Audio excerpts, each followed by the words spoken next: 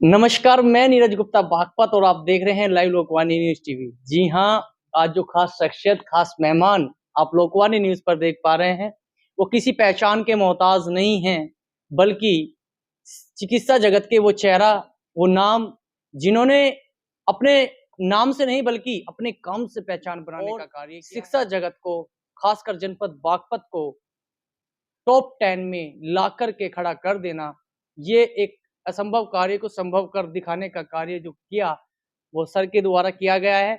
Sir, सबसे पहले स्वागत करेंगे लोकवाणी न्यूज़ पर। धन्यवाद, आपका बहुत-बहुत सर, धन्यवाद। जिस तरीके से आज हमें प्रथम बार मौका मिला, उसके लिए सर्वप्रथम तो मैं आपका धन्यवाद और आभार व्यक्त करना चाहूँगा कि जो हमारे दर्शकों के साथ जुड़ने का आपने पहली बार मुझे अवसर दिया।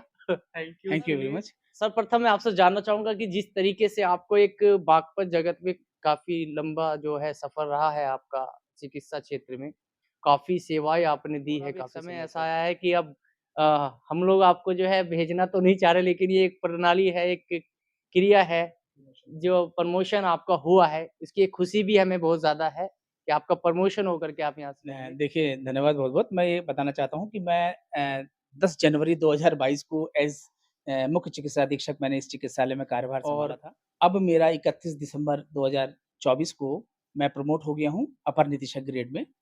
तो शासन द्वारा मुझे जो पोस्ट मिली है वो प्रमुख चिकित्सा अधीक्षक मोतीलाल नेहरू चिकित्सालय, कॉल्विन हॉस्पिटल, प्रयागराज। प्रयागराज। हाँ, प्रयागराज।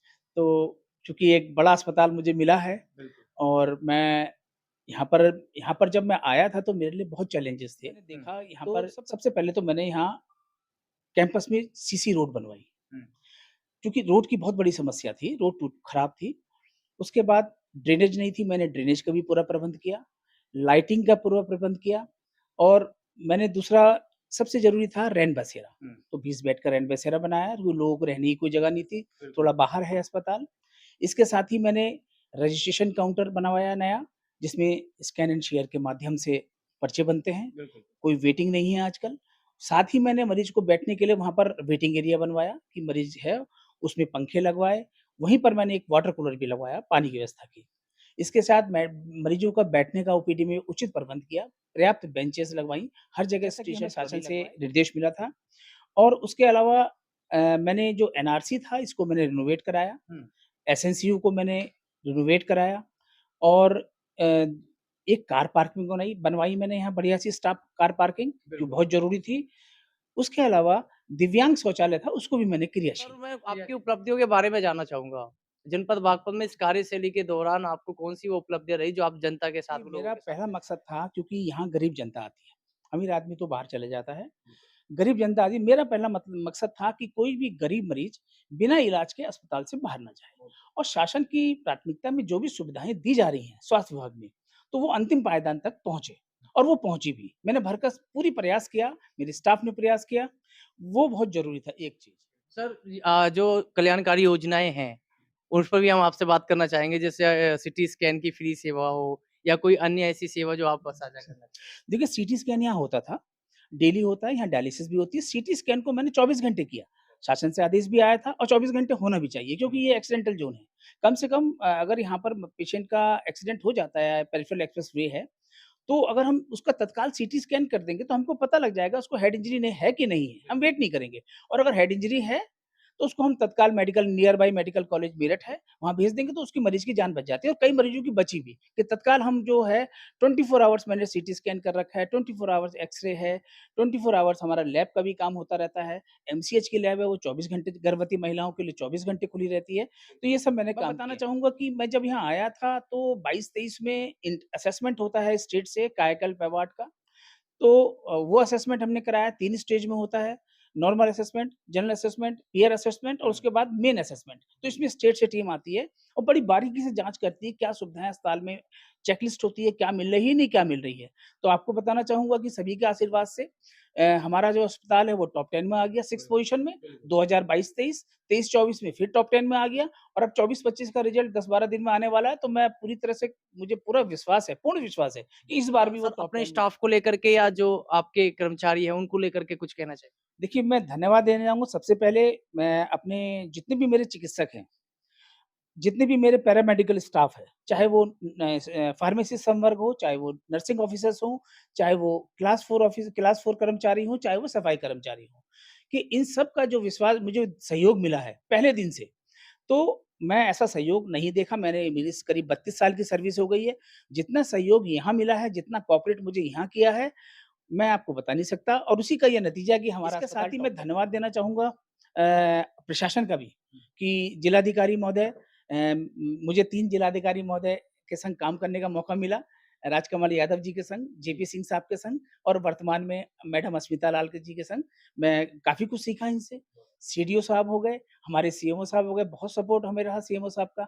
तो मेरी कोई भी दिक्कत थी, मैं जब भी प्रशासन से कहता था डीएम सर से तो वो तत्काल उस पे कार्रवाई होती थी और वो दूर हो जाती। जो-जो डिमांड मैंने करी, उनके माध्यम से भी लखनऊ लेटर प्रेषित होता तो हमारी सारी डिमांड पूरी होती थी। कुल मिला के प्रशासन के साथ कोऑर्डिनेशन करके, तालमेल मिला करके आपने जो है कहीं न कहीं जो है विकास कार्यों को गति देने का पे कार्य रहता किया। था। मैं बहुत कम छुट्टी गया हूँ। मुझे बहुत ज़्यादा चिंता पेशेंट्स की रहती थी कि कोई मरीज़ मान लो रात-बेरात आ रहा है, तो कम से कम उसको सुविधाएँ तो मिलें। अगर डिलीवरी आ रही तो कम से कम उसको तत्काल उसकी डिलीवरी तो हो, उसको भागना ना पड़े और मैं स्वयं देखता था और मैं मॉनिटर भी करता था। मैंने कैमरे की एक्सेस सीसीटीवी लगे हैं पूरे कैंपस में, 56 कैमरे, उसकी एक्सेस मेरे पास घर पे भी थी। तो मैं रात को 10-10, 12-12 बजे तक मैं देखता था कि कहीं कोई परेशानी तो नहीं हो रही किसी मरीज़ को और सबसे बड़ी बात हम लोग रेगुलर राउंड लेते थे। मॉर्निंग राउंड होता था, इवनिंग राउंड होता है और नाइट में भी हमारा ईएमओ राउंड लेता है। तो वो आज भी ले रहा है, जिसकी फ़ोटो भी हम लोग भेजते हैं। तो उन सब चीज़ों की वजह से जो भी मरीज़ की मेरे ख़्याल से थोड़ी बहुत दिक्कत तो कोई हर अस्पताल में होती है, मगर ये कोशिश ये की गई कि किसी भी गरीब मरीज़ को दिक्कत ना हो। उसको लेकर के कुछ बताना चाहें आप? देखिए बेड की भीड़ बढ़ी, नो डाउट मरीज़ बहुत एडमिट भी होने लगे, तो हमने बेड भी बढ़ाए, है ना? और अब हमारे पास जैसे मैंने डेंगू वार्ड हो गया, हीट स्ट्रोक को देख के मैंने हीट स्ट्रोक वार्ड अलग बनाया, जीरियाट्रिक पेशेंट्स के लिए जो ओल्ड एज मरीज़ उनके लिए बनाया, मानसिक रोगी को लेके सारा इंतज़ाम किया और बेड की कोई कमी नहीं है। एसएनसीयू में खासकर 8 हमारे पास रेडिएंट वार्मर थे, मैंने 12 किए क्योंकि और कोई सुविधा नहीं है बाद में बच्चा अगर पैदा होता है और सीरियस है तो जाने में उसको टाइम लगेगा, इसलिए मैंने 8 से 12 कर दिए और बहुत अच्छी हमारी एसएनसीयू की टीम भी है। कुल मिला के एक परिवार का माहौल जो है आप बना करके यहाँ से जा रहे एक हो। परिवार की तरह हम रहे, परिवार की तरह मुझे सपोर्ट हुआ। मैं दिल से तहे दिल से सभी का बहुत धन्यवाद करता हूँ, ख़ासकर और साथ में सबसे ज़्यादा धन्यवाद मैं मीडिया आप लोग का भी करता हूँ कि आप लोग का भी सहयोग मुझे रहा, क्योंकि आप लोग का ज़िला है ये और आप लोग ने मुझे सहयोग भी किया। भरसक हमने कोशिश करी इसको टॉप में ले जाने की, लाए भी और आगे और भी अच्छा तहे होगा। दिल से इन सभी का शुक्रिया। बड़े ही खुशनुमा अंदाज़ और बड़े ही सरल स्वभाव के व्यक्ति रहे हैं हमारे बीच में डॉक्टर एसके चौधरी जो कि सीएमएस हैं। बहुत-बहुत धन्यवाद करेंगे लोकवाणी न्यूज़ पर सर आपका और मैंने तो काफ़ी करीब से जो है आपको देखा है, परखा है, समझा है और काफ़ी अहम रोल और अहम भूमिका निभाने का कार्य आपने किया है चिकित्सा जगत में। ये बागपत के लिए बड़ी गौरव की बात है और हमेशा लोग जो है हमारे जो दर्शक हैं वो हमेशा आपसे कहीं न कहीं मिले भी होंगे, आए भी होंगे आपके पास में, तो हमेशा आपको याद ज़रूर करेंगे अच्छी चीज़ों के लिए। ऐसी आशा करेंगे तो नमस्कार, जय हिंद, जय भारत, धन्यवाद।